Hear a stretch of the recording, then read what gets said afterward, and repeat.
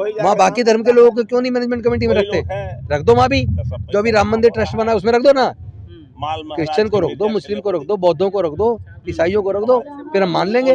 जय भीम, नमो बुद्धाय। आप कैसे हैं? मैं ठीक हूँ। मैं अभी पटना के गांधी मैदान में हूँ और आज तमाम जो बौद्धिस्ट है, बौद्ध भिक्षु हैं, उनके द्वारा गांधी मैदान में बोध गया के जो टेम्पल है उनको खाली कराने के लिए, जो यहाँ पर हिंदू धर्म के जो कब्जा है उससे मुक्ति कराने के लिए तमाम भारत के जो बौद्ध हैं वह गांधी मैदान में आए हुए हैं और शांतिपूर्ण यहाँ जो मुख्यमंत्री जी का जो आवास है वहाँ पर ज्ञापन भी सौंपेंगे। तो आइए आपको मैं दिल्ली के पूर्व मंत्री जो राजेंद्र पाल गौतम जी है, हम उनसे भी जानने की प्रयास करते हैं। तो ये जो बना है उसको खत्म, आखिर क्यों खत्म कराना चाहते हैं? खत्म इसलिए कराना चाहते हैं, आप पूरे दुनिया में कोई आपको ऐसा एग्जाम्पल नहीं मिलेगा, क्योंकि गुरुद्वारे में मैनेजमेंट सिख करते हैं, कोई दूसरा धर्म का आदमी उसमें मैनेजमेंट कमेटी में नहीं मिलेगा। मस्जिदों का संचालन मुस्लिम करते हैं, उसकी मैनेजमेंट कमेटी में कोई दूसरे धर्म का नहीं मिलेगा, ठीक है।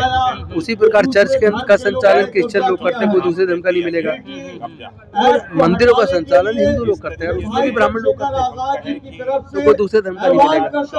तो फिर बौद्धों के इस आस्था के केंद्र में, जिसमें पूरे दुनिया के बौद्धों की आस्था है, बौद्ध गया जहाँ तथागत बुद्ध को ज्ञान की प्राप्ति हुई, उस महाबोधि टेम्पल में 8 में से 4 मेंबर ब्राह्मण क्यों है? सारे पूरा संचालन बौद्धों के हाथ में होना चाहिए।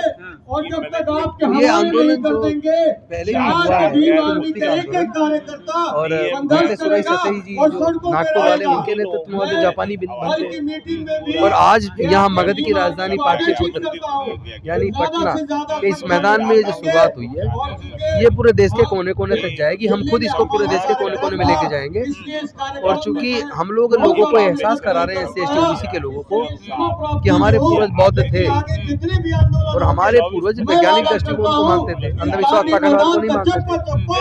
बहुत जल्द हम ये बताने में कामयाब हो जाएंगे और हमारा पूरा बहुजन समाज अपने बुजुर्गों की सांस्कृतिक विरासत में बुद्ध के धर्म में घर वापसी करेगा। और चूंकि हमारी वोट से देश की सारी सरकारें बनी है और उन्हें हमारी वोट चाहिए, इस कानून को बदल देंगे और पूरा महाबोधि टेम्पल बौद्धों को सौंप देंगे। उसके बाद जो सरकार बनेगी वो एक अमेंडमेंट बिल लेके आएगी, ये अमेंडमेंट बिल हो जाएगा और ये समस्या का समाधान हो जाएगा। थोड़े समय का संघर्ष हो रहा है, निश्चित तौर पर आज कैसे तो नहीं सुनेंगे।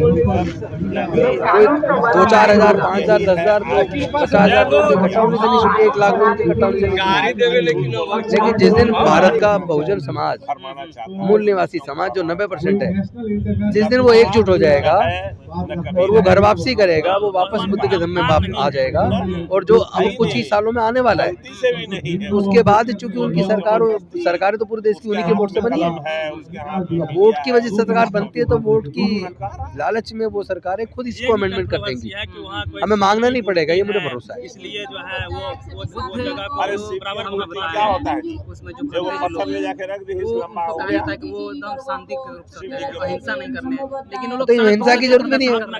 नहीं, प्रदर्शन करना अलग चीज है, हिंसा करना अलग चीज है। हम हिंसा नहीं करते, हम हिंसा को बढ़ावा भी नहीं देंगे। हमें पता है हम शांति से अगर एकजुट ही हो गए, केवल सिर्फ एकजुट होना भी एकजुट नहीं हुए ना, उसका प्रयास जारी है। जिस दिन ये 90% भारत के लोग एकजुट हो गए, बुद्ध के धर्म के में आकर अपनी विरासत में वापस आ गए, तो सरकार भी यहाँ की होगी। तो मांगना किससे है? धरने प्रदर्शन की जरूरत क्या है? खुद बना लेंगे। ब्राह्मणों को हटाने की बात हो रही है, ब्राह्मणों से दिक्कत है। देखिए, हमें हमारे महाबोधि टेम्पल में ब्राह्मण क्यों? ब्राह्मणों से दिक्कत नहीं है। तो एक्ट किसने बनाया? किसी और जो भारत में और भी मंदिर है ना जहाँ अरबों खरबों पे चढ़ावा चढ़ता है, वहाँ बाकी धर्म के लोगों को क्यों नहीं मैनेजमेंट कमेटी में रखते? रख दो वहाँ भी, जो अभी राम मंदिर ट्रस्ट बना है उसमें रख दो ना। क्रिश्चियन को रोक दो, मुस्लिम को रोक दो, बौद्धों को रोक दो, ईसाइयों को रोक दो, फिर हम मान लेंगे। मतलब तुम नहीं रखोगे, हमारे यहाँ चलाए रखोगे, इसमें तो क्यों रखोगे भाई? नहीं रहने देंगे हम। सरकार अगर नहीं मानेगी तो आप लोग का अगला कदम क्या होगा?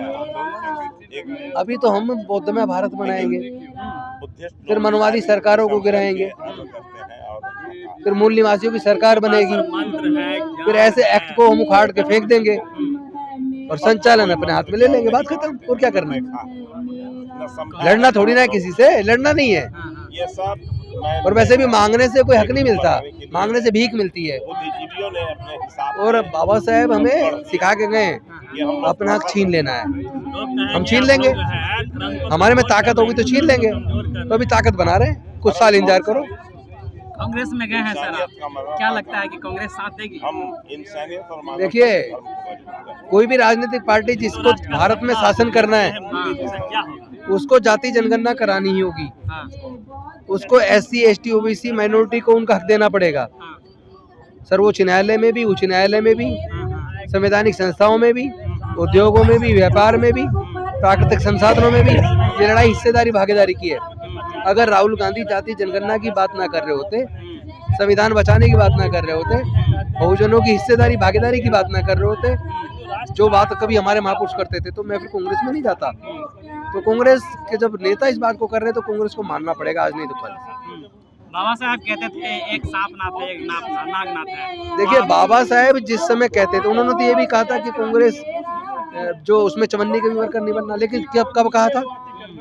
जिस वक्त कहा था उस वक्त कोई दूसरी पार्टी थी नहीं, और वो उस वक्त की जो कांग्रेस के जो लोग थे उसमें ब्राह्मणवादियों का कब्जा था, वो बहुजनों को हिस्सेदारी नहीं देना चाहती थी। लेकिन आज की कांग्रेस में तो बहुजनों की हिस्सेदारी भागीदारी की बात हो रही है, आज के कांग्रेस में तो जाति जनगणना की बात हो रही है। तो आज ये वो कांग्रेस नहीं है, आज उस कांग्रेस का स्थान तो बीजेपी ने ले लिया है, जिसमें मनुवादियों का कब्जा है, उन्हीं की सोच आगे बढ़ रही है। तो अब जो लोग बाबा साहब का तर्क दे रहे हैं कि वो तो ये कहते थे, उनको ये भी समझना होगा वो कब कहते थे। आज वो कांग्रेस उस वक्त की नहीं है, आज उस वक्त की कांग्रेस तो भाजपा बन चुकी है। आज की जो कांग्रेस है उसने तो जो कांसीराम साहब के जो शब्द होते थे, कर्पूरी ठाकुर के जो शब्द होते थे, रामस्वरूप वर्मा जी के जो शब्द होते थे, ललित सिंह यादव जी के शब्द जो होते थे, जगदीश बाबू कुशवाहा के जो शब्द होते थे, आज की कांग्रेस तो उसको लागू करने की बात कर रही है। तो हमें तो विचार की लड़ाई है ना, विचारधारा की लड़ाई है। हमें पार्टी से क्या लेना किसी से, जो हमारे महापुरुषों के विचार को आगे बढ़ाएगा हम उसमें जुड़ेंगे, और जुड़ गए। आपकी पार्टी पर ये भी आरोप लग रहा है सर कि चुनाव में संविधान याद आता है, बाकी आरक्षण खत्म किया जाता है। भाई अगर केवल चुनाव के लिए याद करेंगे तो आगे खत्म हो जाएंगे, और अगर लागू करेंगे तो आगे बढ़ेंगे, मजबूत होंगे। सीधी सी बात है, इसमें कोई लंबा चौड़ी कहानी नहीं है कहने की। शुक्रिया। तो आपको मैं बताना चाहूंगा, यही भारत के जो प्रधानमंत्री हैं नरेंद्र मोदी जी, वह जब विदेश में जाते हैं, दूसरे देश में जाते हैं, तो बड़ी बड़ी दावे करते हैं कि मैं बुद्ध की धरती से आया हूं। मगर आज इस भारत के बिहार में और पटना में तमाम जगह बुद्ध के आंदोलन के लिए, बुद्ध की विरासत के लिए बौद्धिस्टों को आंदोलन करना पड़ता है। बुद्ध के जो अनुयायी हैं उनको आंदोलन करना पड़ता है, इसलिए क्योंकि यहाँ पर बुद्ध के जो विचार है उस पर कब्जा किया गया है, चाहे वो सरकार के द्वारा हो, चाहे यहाँ पर 3% ब्राह्मणों के द्वारा है। अगर यहाँ पर जो तमाम सरकार के जो लोग हैं, जो नेता हैं, उनका कहना है कि जब तक बौद्ध टेम्पल अगर खाली नहीं होगा, बौद्ध टेम्पल मुक्त नहीं होगा, तो हम लोग आज आंदोलन का आगाज कर रहे हैं, और आंदोलन के माध्यम से हम खाली कराएंगे। तो आपकी क्या राय है? आप अपनी राय, आप अपने विचार, आप अपनी प्रतिक्रिया कमेंट बॉक्स में जाकर कमेंट करेंगे, फेसबुक पेज पे फॉलो करेंगे। अगर चैनल को सब्सक्राइब नहीं किया है तो सब्सक्राइब और लाइक करेंगे। जय भारत, जय संविधान, जय विज्ञान, जय भीम, नमो बुद्धाय।